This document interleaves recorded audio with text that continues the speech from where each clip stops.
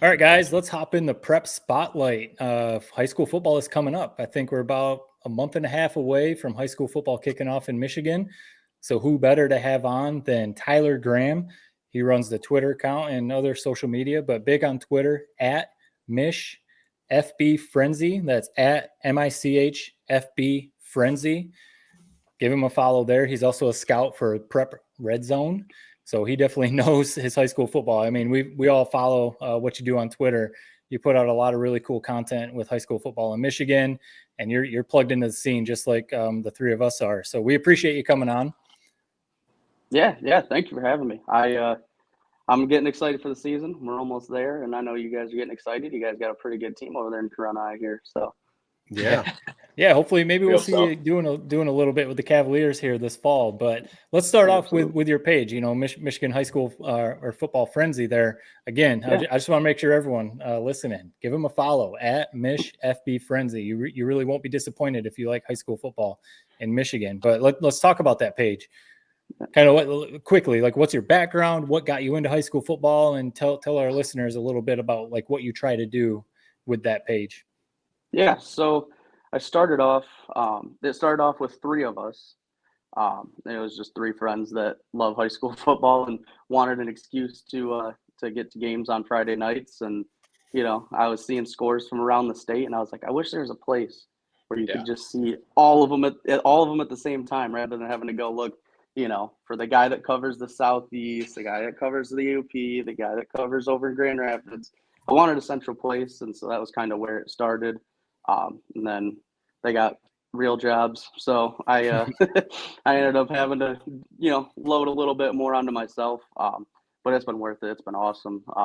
The support's been unreal. I just got into football. Obviously I played in youth and stuff like that, moving up from middle school into high school. Then there was kind of a point where I realized that if I wanted to make any money in football, it was not going to be on the playing on the field. So, and then for a little while right before COVID was with Alma College, just kind of under the wing of the recruiting coordinator there, and kind of was learning. And then a couple of weeks later, COVID hit, and that was kind of the end of that run. And then I had a baby right towards the end of COVID, so it was kind of a bad time to go back. So. Once I hit the summer, I started itching, and that was where the page came about. Was just we were excited for football season. Cool. Well, I'll tell you can't get enough of high school football as far as we're concerned. And did you say you worked in the Alma area? Is that where you're from, or where? Yeah, so I went to Vestaburg High School. Okay. Right, kind of west of there. And now I live just east of there in Breckenridge, so I've kind of stayed around mid-Michigan. So that's pretty much where we're based out of. So some decent 8-man football in that area. But I was going to ask you, from your experience and your coverage, we always talk about, obviously, Jared's down in Detroit, and there's a lot of great teams down there. But we always talk about West Michigan, how solid that is for high school football. Tell us a little bit about that. Yeah, absolutely. One of our favorite stops, we try and make, no matter what, we try and make a stop in Rockford. I mean, that place, it's just unbelievable, but the facilities over there are just different. And then the programs, you got, historic programs, West Catholic, Lowell, East Grand Rapids, right. Just the history over there is just different. Obviously there's a lot of, Muskegon, stuff like that, Mona Shores, just, there's so much good football over there. Legendary coaches, just, they take it very serious over there. You can tell that it is a way of life for them. Yep. We love high school football on this pod. We could talk shop about it all day. I mean, one of my favorite questions to ask guys who grew up maybe not in our area or wherever. I mean, you've seen a lot. You're kind of an aficionado in this sense. I mean, you've seen a lot of good teams, a lot of good players. Is there certain teams that you remember over the years that, like, man, that was the best team I ever saw? And then also, who's the best player you've ever seen? Boy, that's a good question. One of the best in-person players that I've ever seen was Dante Moore. That from King, just unbelievable, unbelievable skills at every level. Intermediate throws, deep balls, running the ball, manipulating the pocket. I mean, it's just he had it all. I'm excited to see him at the next level. Mm-hmm. One of the best teams that I've ever seen. De La Salle back in like the what was it, 2014, I think, against Mona Shores in the state finals. And I believe that was the viral video where the guy was dancing in the locker room and talking about having his swagger back. That team, swagger back. Yeah, that was unbelievable. I believe their running back, Alan Stritzinger, ended up going to play at the next level, Syracuse, I think it was. And that team was just unbelievable. But last year's De La Salle team probably is right there as well. I mean, Drogish and those guys just unbelievable, dominated, looked, made them look silly in the state finals. Yeah. I mean, Dan Roan going to De La Salle, it's almost like a cheat code. We've talked about it. They've won back-to-back state finals. I wouldn't be surprised if he wins 20 by the time he wraps up his career, if he stays at the high school ranks. I mean, he's such a damn good coach. What is it that what drew you to high school football? What is it that you love so much about covering it? I mean, all of us are big football guys. We love college, we love NFL. We appreciate high school football. What is it about high school football specifically that you love so much? I think it's the relatability. It's the kid next door that's the starting quarterback. You just don't, you just don't see that everywhere. And I think it's just the sense of community is a little bit different because you're not just playing for, Michigan or Michigan State where you're repping a whole state. You're representing, 5,000 people in this just little region. So I think the, sense of community and how close-knit it is, I think that makes it pretty special. And Friday night lights, I mean, that you don't get any better than that. It's so there's true. Nothing. Yep. There's nothing like Friday Night Lights. That's why Ted can't officially retire. He just can't walk away from those Friday Night Lights. It is absolutely addicting. Last year there was a couple times where I was like looking up games close to where I was watching a game to see if that one might go into overtime or that one might be running a little long because I was like, I don't want to go home yet. I'd like to watch some more football. Yeah. So yeah, it is absolutely addicting. And you're right about the relatability. I've had some coworkers kind of laugh at me like, well, what is it you love so much about high school football? And I remember back as a kid, I think I've said this on the pod before. It's, when I was growing up, the guys I looked up to, was Gabe Dean. That was like my idol, man. That was like my LeBron James. I never looked at LeBron. I never thought I could emulate that. But I was like, oh, Gabe Dean, this high school quarterback is a stud. I could maybe try to emulate that. And so that's what I always loved about it. Heading into this upcoming season, are there any big storylines or what's a team you're watching or a player you're watching? What are you looking forward to most in this upcoming 2024 season? I just was looking over some stuff the other day, and I think one of the biggest underrated moves of the entire offseason was Ithaca dropping down to Division 8. They made a big long run last year, obviously lost big to St. Francis in the regional final, but I think that they will definitely have something for Division 8. I think they are obviously a pretty historic program. They are well coached. The Hesbrooks, obviously, just unbelievable family tradition. So I would say Ithaca is one that I would keep an eye on. They could very well make a pretty deep run in Division 8. Another one a little bit higher up in division, I'm looking for like Gladwin.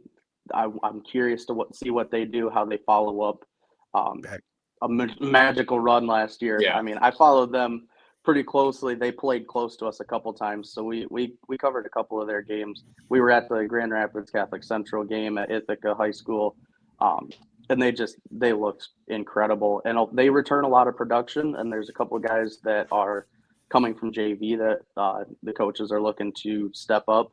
I am very curious to see what Gladwin does this year. Ted, did you follow Gladwin? Did you call one of their games there too? Or did we just talk about Gladwin a few times? You talking about me? Yeah, I feel like, didn't you call one of their games? Maybe no, I didn't. Okay. I know that the big story that just blew me away, though, was Gladwin beating Frankenmuth in the finals. I mean, that's what I'm thinking. That was incredible because Frankenmuth looked like they had everything to roll to the state championship. Question I do have for you is back to the smaller ranks, here in our area. I mean, we could talk about the Corunna Cavaliers. They should definitely make a run, but the two small schools in Division 7, year in, year out, are powerhouses, New Lothrop and Pewamo, Westphalia. Yes, they are a couple of the best of the bunch. We were actually, before we started the page, me and my friends actually went to their playoff game a few years ago, where I believe there was a missed kick at the end of the game to send PW. Yeah, we were there for that. Freaking cold night, man, but it was like old school smash mouth football. And that's what I love about the lower divisions. You go, obviously those two schools, you go to like Fowler, Beale City, Carson City, you get those schools that just love to play old school, line up in the tee and hit you. And there's nothing better than that. Yeah, you can't beat just old school wing tee. Like you said, smash mouth football when you're sitting up in the old wooden stands and you're just freezing your butt off in November in Michigan or whatever, man. It makes me, I can't wait for football to come back. That's for sure. I'm ready. We've had, almost there. So you probably know these guys and they've become friends of the pod, Snooze to You and Goose Poop. Yes. Two other legendary people in the Michigan high school football, social media world, I guess. Absolutely. You guys ever talk about doing some sort of collaboration, the three of you? I mean, you guys are all so good at like what you do, it's kind of three different things. Some big old collaboration, come up with your own network or something like that. Is that a thing or? That would be really cool. Especially, I know Goose, I listened to his interview with you guys as well not too long ago. Again, just a refresh because I love hearing the way he speaks and how smart he is. Obviously, Harvard guy. But yeah, I did experiment a little bit with it. I did put up some polls last year on game days, kind of asking people's lean on point spreads. Is De La Salle going to cover the spread this week? Is Traverse City St. Francis going to cover the scope? Cover the spread? Right. Is the over under going to hit? And yeah, I asked his permission to do that, and he thought it was great promotion. And I was like, let's do it, man. So I'm not opposed to it. I think there's been some conversations. I wouldn't mind working with them more. Yeah, they both are so good at what they do. I mean, Snooze.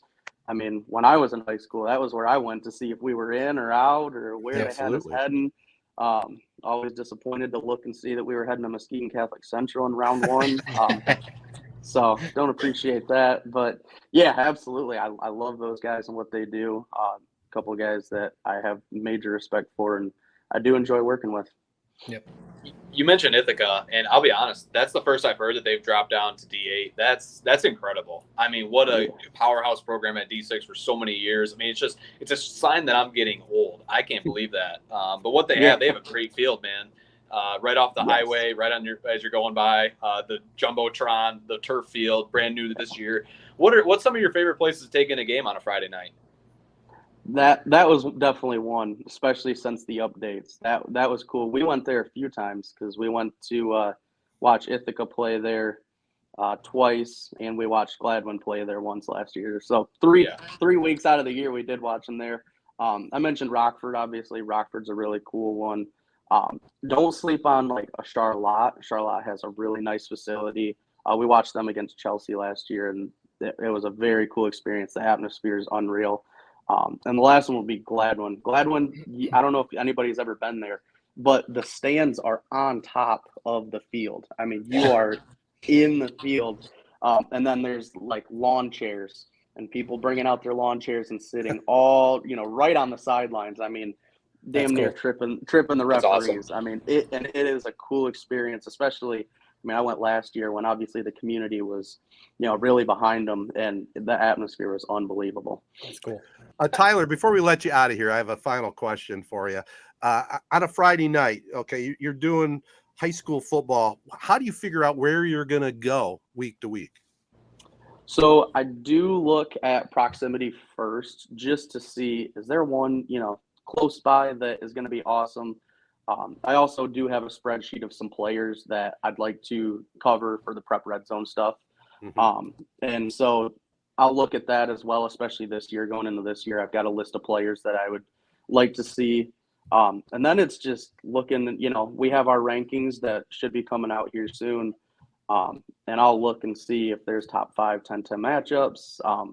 Anything that we can do to cover, especially some guys that don't quite get the buzz. Like, it's very doubtful that we'll be at, Belleville and West Bloomfield, but it is very possible to see us at a Beale City ever.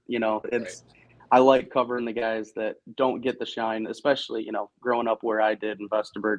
We had athletes, but, not many people knew about that because we were just such a small school that they don't get the same coverage. So that's one place that I would like to start usually is what close games near me, smaller schools need Need a little bit more coverage. Well, if you get an opportunity, I know our Corunna Cavaliers are going to be pretty good.